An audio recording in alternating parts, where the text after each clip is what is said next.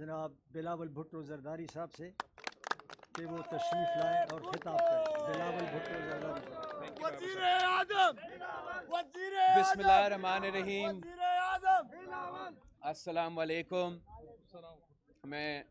رضا ربانی صاحب کا اور پورا جو سینٹرل پاکستان پیپلز پارٹی کا سی سینٹرل ایگزیکٹو کمیٹی کا شکر گزار ہوں کہ آج ہم نے اپنا ابتدائی پروگرام گولڈن جوبلی پاکستان کے آئین کا، اس لیے یہ سال گولڈن جوبلی سال ہے، تو ہم نے آفیشلی لانچ کیا ہے آج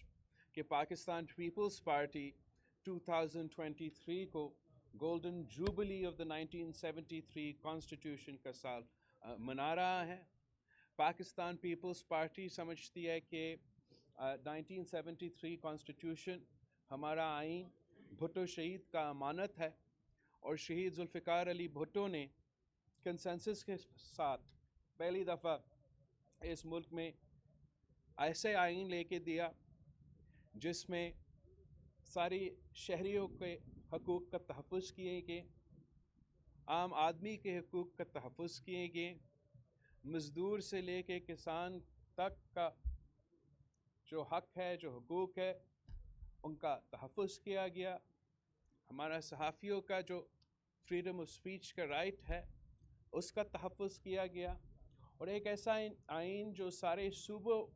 کو ساتھ لے کے چلتا ہے. اس ملک میں جو بھی رہتا ہے، ہر زبان بولنے والا، ہر ذات، ہر کسی کے لیے یہ پاکستان کا 1973 کا آئین ہے. اور ہم سمجھتے ہیں کہ جب تک یہ ملک اس آئین کے تحت چلے گا تب تک عوام کو ان کے حق ملے گا اور یہ ملک ترقی کرے گا. اور ہمارا تاریخ گواہ ہے کہ جب بھی اس آئین کے خلاف فیصلے لیے گئے، جب بھی اس آئین کو توڑا گیا تو نقصان ملک کا ہوا ہے. جب بھی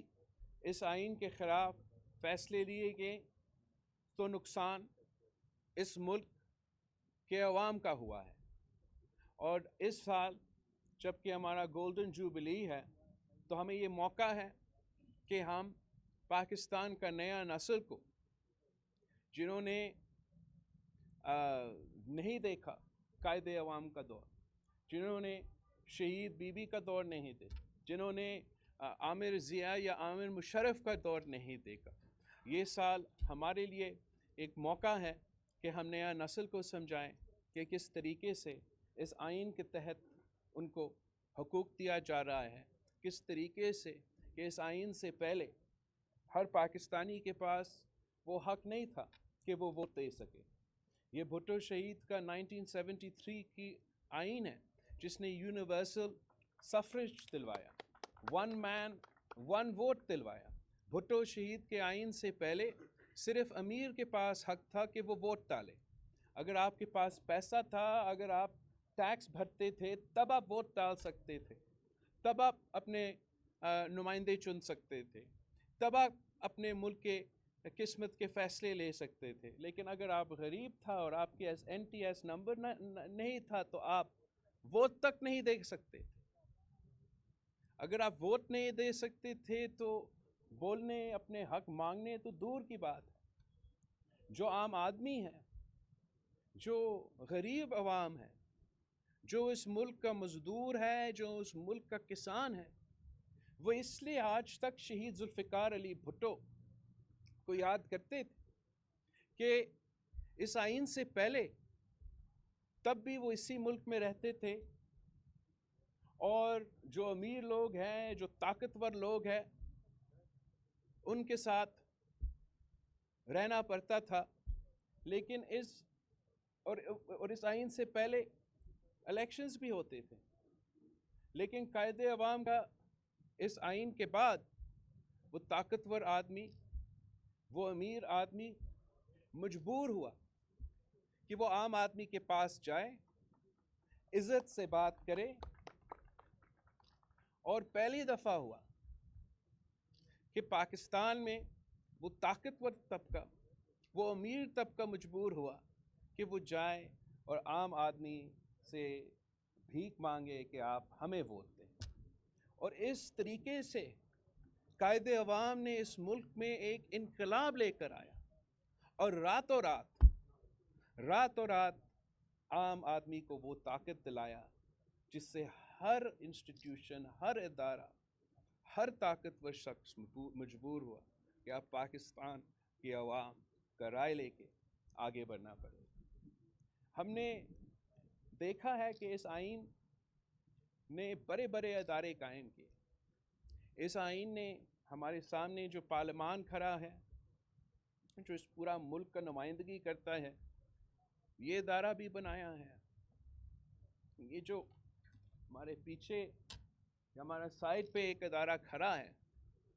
جو عدالت ہے، اس ادارہ کو بھی یہی آئین نے کھڑا کیا. ہمارے جو صوبے ہیں ان میں بھی حکومتیں ہیں،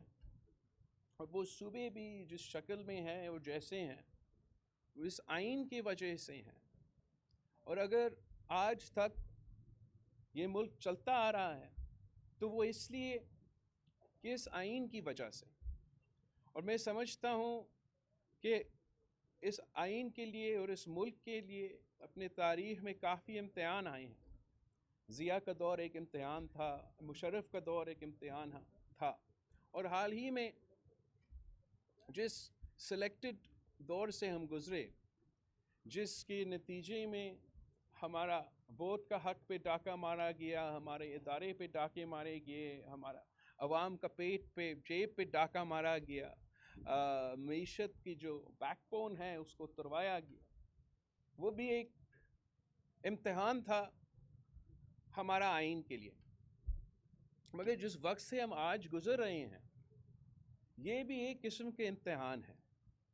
اور اگر ہم اس امتحان سے پاس ہو جاتے ہیں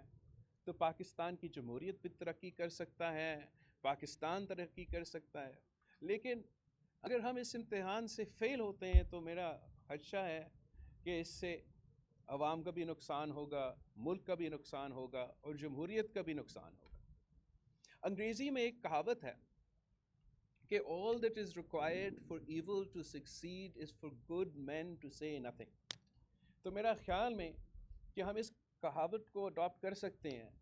کہ all that is necessary for غیر جمہوری قوت to succeed is for جمہوری لوگ to say nothing. اور اس وقت میرا خیال میں پاکستان کا نظام جو ہے، پاکستان کا آئین جو ہے، وہ اس طریقے میں خطرہ سے، اس طریقے سے نقصان نہیں ہو رہا ہے جیسے خان صاحب کا دور میں ہو رہا تھا، جو کہ ایک پرو ایکٹیو نقصان تھا، جو کہ ایک وزیر اعظم اوپر بیٹھ کے خود حملہ آور تھا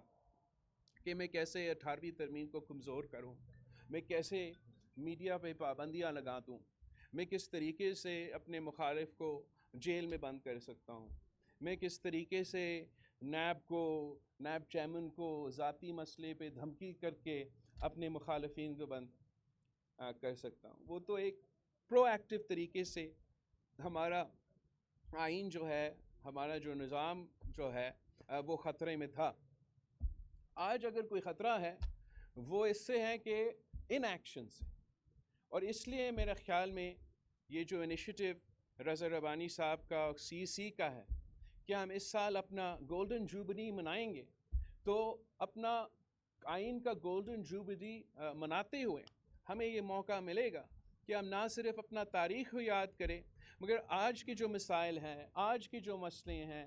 آج کی جو ہمارے جمہوریت کے لیے، ہمارا معیشت کے لیے، ہمارا خارجہ پالیسی کے، ہمارا سیاست کے لیے، ہمارا سماج کے لیے جو مسئلے ہیں اس پہ ہم بات چیت کر سکیں گے. اور انشاءاللہ تعالیٰ پورا سال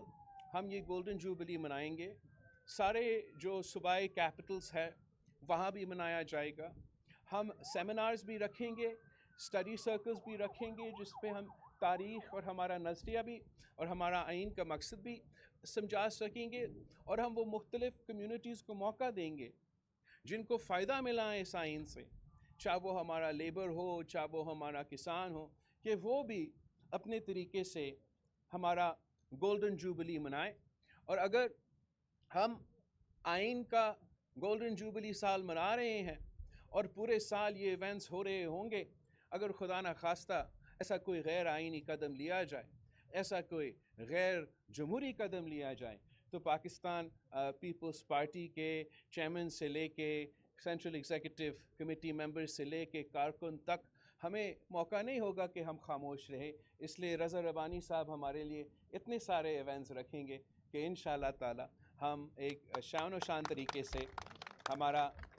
گولڈن جوبلی بنائیں گے اور ہمارا جمہوریت کو، ہمارا آئین کو، ہمارا انسانی حقوق کو جہاں سے بھی ہمیں لگتا ہے کہ کوئی خطرہ ہے ہم اس کو کاؤنٹر کر سکیں گے. آئین جو ہوتا ہے وہ ایک رولز آف دا گیم ہوتا ہے، ایک کانسیپٹ ہوتا ہے کہ یہ ملک کیسے چلے گا، معاشرے کیسے چلیں گے، جہاں ہمارے مختلف رائے ہیں اس سے کنسنسس ہم کیسے بنائیں گے. اور اس معاشرے کو چلانے کے لیے ہم سب کو اپنا حصہ ڈالنا پڑتا ہے، اپنا کردار ادا کرنا پڑتا ہے. جیسے کہتے ہیں کہ تالی جو ہے وہ دو ہاتھ سے بجتی ہے، تو میں نہیں سمجھتا ہوں کہ جمہوری نظام صحیح طریقے سے چل سکتا ہے جب آپ کا جو اپوزیشن ہے وہ اتنا ایک غیر سنجیدہ اپروچ رکھتے ہیں. میں سمجھتا ہوں کہ یہ نہ صرف اپوزیشن کا نقصان ہے مگر ملک کا نقصان ہے اور جمہوریت کا نقصان ہے کہ انہوں نے ایسے فیصلے لیے، ایسے سیاسی انتہا پسندی کے مطابق فیصلے لیے جس سے وہ اب پارلیمان کا بھی حصہ نہیں ہے، وہ نہ کوئی صحیح نظام کے حصے ہیں. وہ کہتے ہیں کہ ہم دہشت گردوں سے اور ٹی ٹی پی سے اور اے پی ایس کے قاتلوں سے بات کر سکتے ہیں مگر اپنے پارلیمان میں جو ساتھی ہیں، عوام کے جو نمائندے ہیں، ان سے ہم بات نہیں کر سکتے. میرا تو کوئی دل نہیں کرتا کہ میں ان سے بھی کسی سے بات کروں، لیکن جب آپ پارلیمان کا حصہ ہوتے ہو اور ایک ٹریجری بینچز میں کوئی بندہ ہے یا کوئی اپوزیشن بینچز میں، آپ کا ایک پروفیشنل رسپانسبلٹی ہوتا ہے کہ اس ادارہ کو چلانے کے لیے، اس ملک کو چلانے کے لیے ضروری ہوتا ہے کہ آپ پسند کریں یا نہ کریں کہ ہم سب ایک رولز آف دا گیم کے تحت چلیں. اور وہ رولز اگر ہم سب رسپیکٹ کریں گے، ہم سب یہ فیصلہ، اگر سارے سیاسی پارٹیز یہ فیصلہ کرتے ہیں کہ پاکستان کا سیاسی میدان اتنا بڑا ہے کہ ہم سب اس میں رہ سکتے ہیں، ہم سب اس میں کھیل سکتے ہیں اور سب اپنے کوشش کر سکتے ہیں اپنے عوام کے مسائل حل کرنے کے لیے، تو ملک کا فائدہ ہوگا، پاکستان کے عوام کا فائدہ ہوگا. اس وقت جن سنگین حالات سے ہم گزر رہے ہیں، جس معاشی بحران، سیاسی بحران، سماجی بحران سے ہم گزر رہے ہیں، شاید تاریخ میں ہم نے کبھی اتنا بڑا کرائسس سے نہیں گزرے ہیں. اور یہی وقت ہے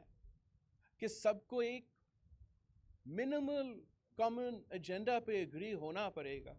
کم از کم ماننا پڑے گا کہ کیا کیا کردار ادا کر سکتے ہیں تاکہ ہمارے سامنے جو پارلیمان ہے وہ چل سکے، ہمارا ملک کا نظام ہے وہ چل سکے، جو بھی حکومت میں آئیں وہ کس طریقے سے اس نظام کو آگے لے کے جا سکتے ہیں اور آگے جو ہے وہ عوام کے مسائل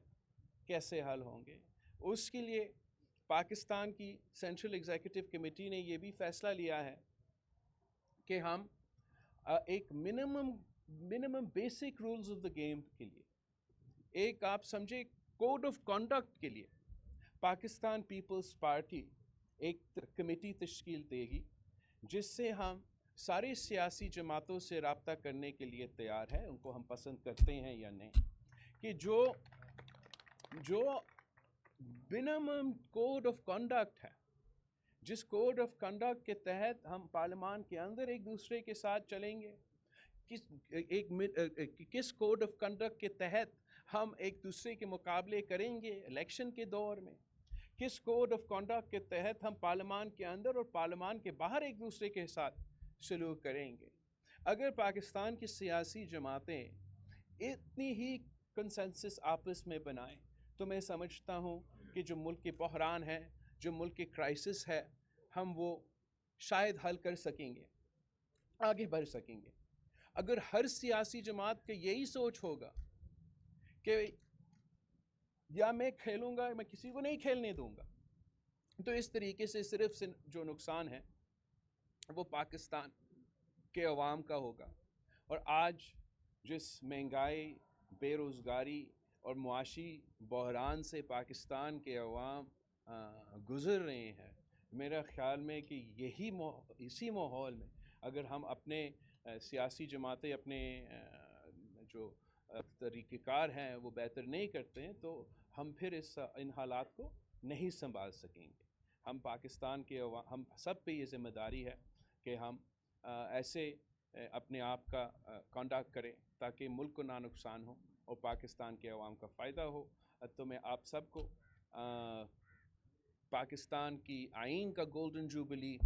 کا مبارک دیتا ہوں اور دعا کرتا ہوں کہ یہ سال جو ہے ہم پاکستان کے آئین کا جو گولڈن جوبلی سال ہے اس میں ہم اپنے نظام کو منیمم پاسبل طریقے سے تھوڑا سا بہتری کی طرف لے کے جائیں تاکہ پورا ملک کا فائدہ ہو۔ آپ سب کا بہت شکریہ، تھینک یو۔